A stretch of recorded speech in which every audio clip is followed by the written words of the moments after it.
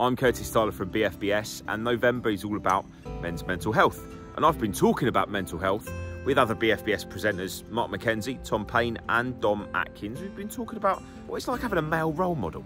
My male role model is without a doubt my dad, and his final word on any decision I'm trying to make, whether I agree with it or not, I will usually agree with it in the end, just because he's probably a bit wiser than me. I was going to say the same, and I've not met Tom's dad, but no, I was going to say exactly the same. My dad, who sadly passed away in 2016, and but he's still here. You know, he's still with me in everything that I do, and I stood at his funeral, and the last thing I said was, you know, if I'm half the man that he was, then I've made it, and I kind of feel that, and that's quite a high bar to set for yourself, and you can be quite, you know, you can punish yourself quite a bit, because he was a great family man. He his moral compass was just so true, and I think what would he do? And then 9 times out of 10 I do the opposite. But sorry, you know, but the time that I had with him was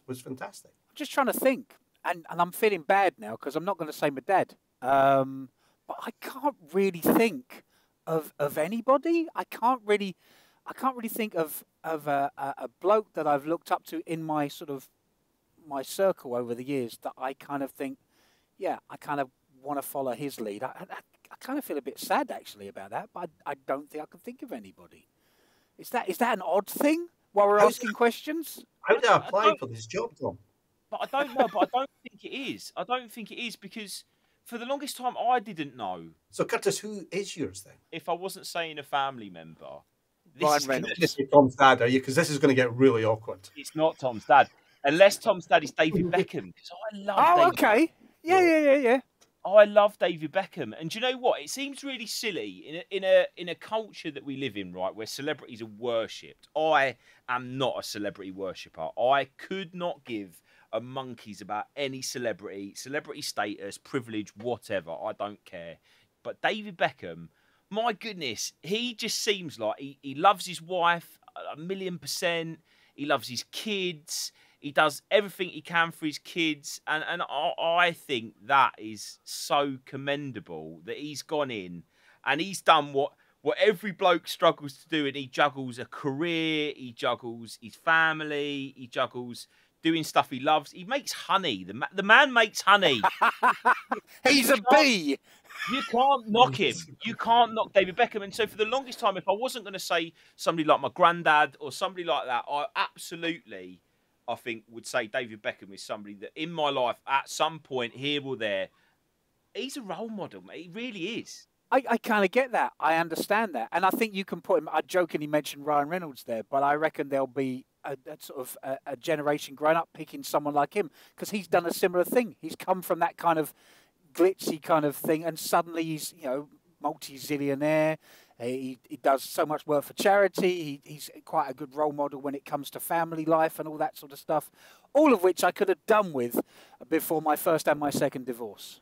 But you know what? And I genuinely, I hope that you find a male role model, but because it could be any bloke. Like, isn't it a bit late now?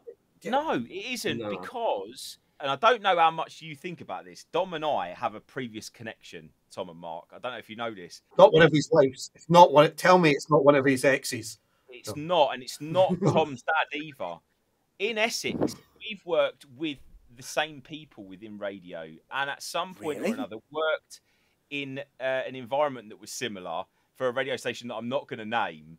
But hearing your journey through working with somebody like Martin and Sue and the crew at a certain radio station in Essex and people there, and then your journey in radio in Essex, and you hear stuff like that, and then you go in as the brew boy, as the tea lad, as the marketing angel that goes out and but to see somebody do it and to come in and trying to do it, and you go, oh yeah, I know that person. He's on the radio now, because, you know, you're one of the older two on this call, as Mark pointed out. Thanks. So looking at you, Dom, and what you've done it, mate. You've got a family, and no matter how many divorces you've had, you've got a family. You're winning at that. You're winning at radio, and I've seen you do that, mate. and to that, to me, is commendable. And actually, okay, so we're talking role models. You've helped me realise one there, because actually, one of the guys I work with at the radio station, you just mentioned Martin there.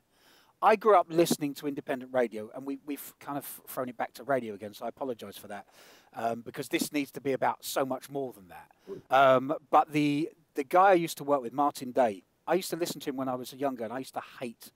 I grew up listening to Radio 1 like you, Tom, back in the golden days of the 80s and the 90s. And I listened to all the jocks on there, and they were so smooth, and they sounded so great. And then I listened to this guy called Martin Day on a radio station called Essex FM. And I thought, he sounds shocking. He's so cheesy. He's so terrible.